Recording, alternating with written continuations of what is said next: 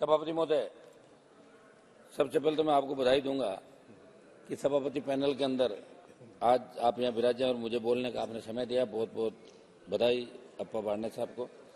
सदन में आज 2023-24 के अनुदान की अनुपूरक मांगों में वर्ष 2021 के लिए अतिरिक्त अनुदान की मांगों पर चर्चा हो रही है। सभापति महोदय, इस अनुदान मांगों के माध्यम से 1,29,000 करोड़ रुपए से अधिक के सकल अतिरिक्त व्यय को अधिकृत करने की मंजूरी सदन के माध्यम से मांग की गई है। इस चर्चा को लेकर जब मैं समाचार पत्रों में डिजिटल एडिशन को देख रहा था, उसमें बात सामने आई कि संसद में प्रस्तुत दस्तावेज के अनुसार प्रस्ताव में 58,378.21 करोड़ रुपए का कुल नकदी व्यय शामिल है। अतिरिक्त व्यय में खाद सब्सिडी पर 13,351 करोड़ रुपए का खर्च भी शामिल है। सभापति महोदय, चूंकि खाद की सब्सिडी की बात आई तो हम राजस्थान चाहते हैं। डीएपी यूरिया को लेके बहुत बार खाद की कमी भी आ जाती है, हम ये बात भी करते हैं, प्रयास सरकार का रहता है, लेकिन फिर भी आए दिन खाद की जितनी सब्सिडी मिल रही थी सब्सिडी में नहीं मिल रही है। किसानों पर लाठीचार्ज की घटनाएं होती है, किसानों पर मुकदमे दर्ज होते हैं। तो मेरी मांग रहेगी कि हर साल उर्वरकों की किल्लत से किसानों को जो समस्याओं का सामना करना पड़ रहा है, मांग के क्रम में आपूर्ति समय पर आप लोग निर्धारित करें ताकि खाद की किल्लत किसानों के सामने और अतिरिक्त सब्सिडी किसानों को मिले। दूसरा मेरा सिंचाई और पेयजल का है।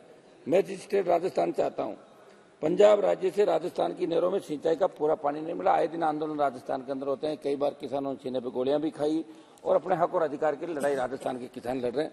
सभापति महोदय, ये रसायन युक्त पानी पीने का पानी है, वो भी पंजाब से राजस्थान के करीब 12-13 जिलों के अंदर आ रहा है और एक ट्रेन चलती है वहां से। उस ट्रेन का नाम है कैंसर ट्रेन, जहां ज्यादातर कैंसर के मरीज आते हैं। वो रासायनिक जो उर्वरक रासायनिक लुधियाना की फैक्ट्रियों का गंदा पानी जाता है इंदिरा गांधी नहर के अंदर, वो पीने का पानी राजस्थान के कई जिलों में जाता है। तो इसके लिए सरकार प्रयास, क्योंकि हम चाहते हैं कि ऐसा प्रयास करें कि उस ढंग से साफ सुथरा पानी राजस्थान के प्रत्येक इलाके के अंदर आए। ये हमारी बड़ी डिमांड है। राजस्थान राज्य के जल विवादों की तरफ भी आकर्षित करना चाहूंगा। वर्ष 1981 में रावी व्यास नदियों के जल बंटवारे लेकर समझौते के अनुरूप आज भी राजस्थान को उसके हिस्से का पानी नहीं मिल रहा है। 41 वर्षों से ये बात राज्य सरकारों और केंद्र में रही सरकारों की कमजोर इच्छा शक्ति के कारण लंबित है।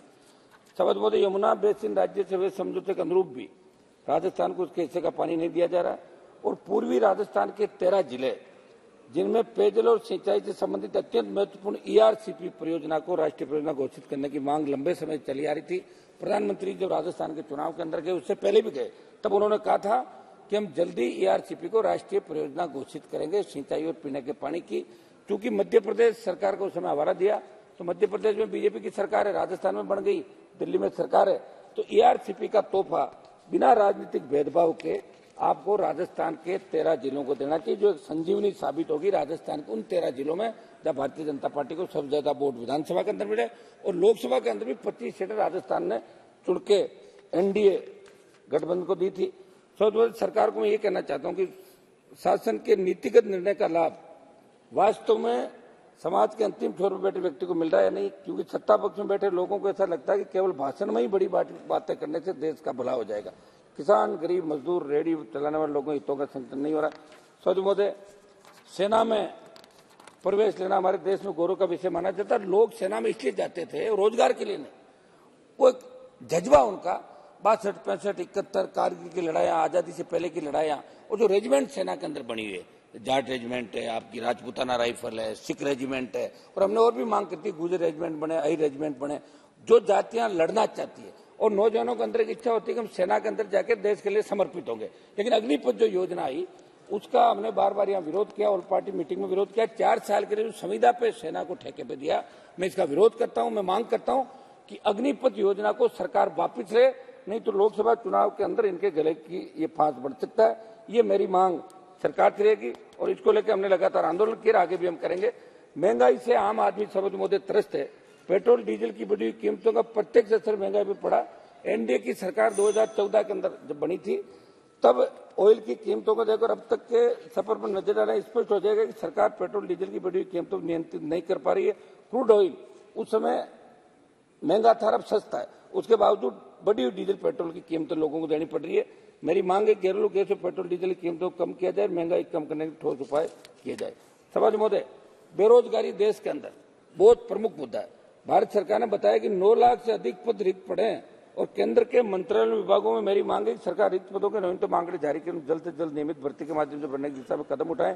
केंद्र एक ऐसी नीति बनाए राज्य सरकारें भी नियमित भर्ती से ही रिक्त पदों को भरे, क्योंकि सरकारी क्षेत्र में बढ़ता निजीकरण देश के युवा वर्ग के लिए चिंता का विषय।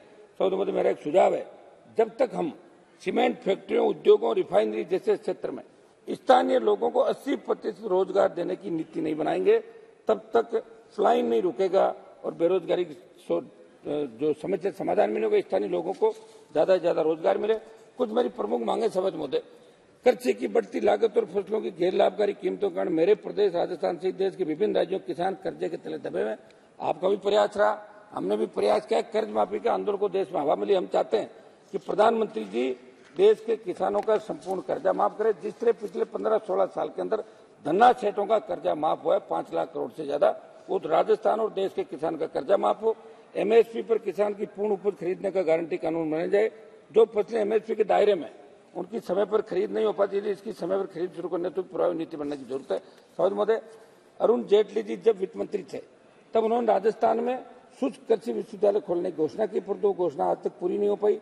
इस पर सरकार को ध्यान दे। तो मेरे निर्वाचन क्षेत्र नागौर में सरकार से सेंट्रल एग्रीकल्चर यूनिवर्सिटी खोलने की मैं मांग करता हूं। मेरे से पूर्व कई मान्य सदस्यों ने जातिगत जनगणना की मांग करी। महोदय, मैं और मेरी राष्ट्रीय लोकतांत्रिक पार्टी भी जातिगत जनगणना कराने के पक्षधर हैं।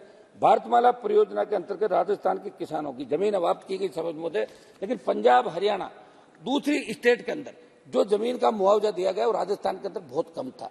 जब हम गडकरी जी से, मेरे 1 मिनट समाप्त करूं, गडकरी जी से हम इस मामले के अंदर मिले, उन्होंने कहा कि राजस्थान की सरकार नहीं कर रही है। अब जो राजस्थान में भी आपकी सरकार है, दिल्ली में आपकी सरकार है, आप उन किसानों को जिनकी जमीन आपने अवाप्त की, बेघर हो गए, उनकी सस्ती कीमत में उनको दुगनी तिगनी रेट से पंजाब हरियाणा की तर्ज पे 1 मिनट उनको मुआवजा राजस्थान के किसानों को भारतमाला की जो जमीन हुई है उसके अंदर दे। केंद्रीय सशस्त्र पुलिस बलों से सभी केंद्रीय कर्मियों को ओल्ड पेंशन योजना लागू करने की सरकार कदम उठाए जाए। मेरे संसदीय क्षेत्र नागौर में बोई जाने वाली विश्व विख्यात पान मेथी को मसाला कमोडिटी में शामिल करते हुए जीआई टैग दिया जाए। राजस्थान के जोधपुर, बीकानेर, किशनगढ़ तथा उदयपुर व जयपुर हवाई अड्डे घरेलू उड़ानों की संख्या बढ़ाई जाए। समझ मतलब 1 मिनट इम्तियाज जलील, एक मिनट लास्ट, अंत में 1 मिनट साहब, एक मिनट आप बैठे 1 मिनट तो दो मेरे। अंत में मैं कहना चाहूंगा कि जब तक हम नीति निर्माण में किसानों, गरीबों और मजदूरों को नहीं शामिल करेंगे तब तक देश में सही मायनों में अमृतकाल नहीं हो पाएगा। समझ महोदय, 1 मिनट समाप्त कर रहा हूँ साहब, एक लास्ट पैराग्राफ हो गए ना। देखिए, किसान आंदोलन के समय सरकार ने किसानों के साथ जो समझौता उसके अंदर ये बात करी थी कि किसानों की सारी मांगे मानी जाएगी। दुर्भाग्य से आज तक इस बात में मांग रहेगी कि किसानों की सारी मांगे मान के उस समझौते की क्रांति सरकार करे।